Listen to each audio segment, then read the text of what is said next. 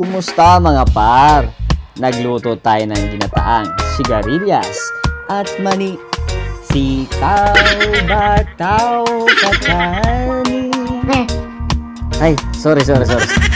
Nadala lang ng emosyon. Ang ginawa natin pala dyan, naglagay tayo ng pangalawang gata muna ng buko. Mahilig ang Bicolano sa ginataan kasi sobrang dami ng buko dito. Diba? Unlimited yung buko. So, naglagay tayo ng mga sangkap dyan. Sibuyas, bawang, luya, paminta, bitchin, magic na hindi naman nagmamagic. At naglagay din tayo ng solid na tinapa, yung smoke na isda. Saka karne ng baboy. Siyempre pampalasa. At saka hipon. Sarap yung hipon din nilagay dyan. So, yan. Minemekos-mekos muna natin para naman hindi mamuo ang gata. Sa Bicol pala mga par, ang tawag sa amin dito parang pagulong. Ewan ko ba? Napapagulong ba to? Apat na corner to. Sa English niyan, wing beans. Wing beans. In English, miles and miles away. At nang kumulo na. Yan. So, nilagay na natin yung sigarilyas para pagulong. Siyempre, kailangan nating takpan yan para lahat maluto. Diba? Kailangan natin palambutin kaya natin tinatakpan. Kasi ang iba medyo matigas.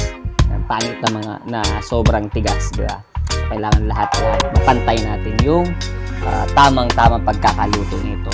Pangit naman yung sobrang tigas at sobrang lambot. Tamang-tama lang, sakto lang dapat. Tapos naglagay din tayo ng siling haba o siling pansigang. Kung nasobrahan nyo naman sa pangalawang gata, sobrang dami ng gata natin, ng pangalawa, ay opo, pwede rin po natin yan alisin, bawasan para sumakto lang yung sabaw niya. So, pag luto na siya ng medyo nawawalan din ng tubig yung pangalawang gata natin, susunod natin yung unang gata.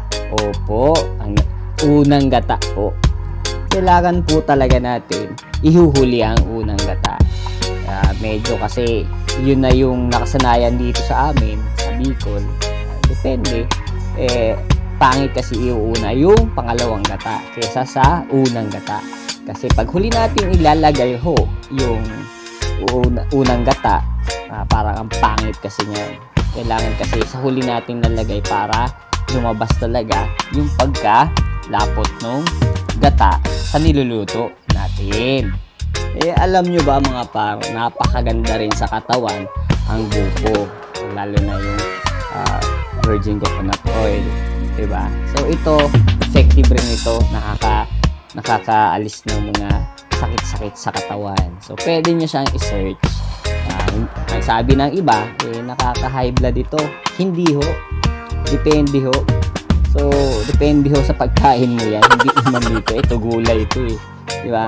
Masarap na at medyo masustansya yung pag may bukong kasama. Napakabisa niyan sa mga sakit-sakit sa katawan. Hindi po siya nakaka-high blood. Mali yung pagkakaalam ng iba. Kapag daw palaging gata, masama sa katawan. Ay hindi ho. Masama ho sa katawan yung walang kinakain. Tama ho ba? At lalong nakakasama ho sa katawan, yung palaging walang pera. Diba? Ganun talaga nakaka-stress yun mga par. Diba? Ito na yung finished product natin. So, umuusok-usok pa. Sobrang sarap niyan mga par. Lalo't walang kanin. Tian na siram!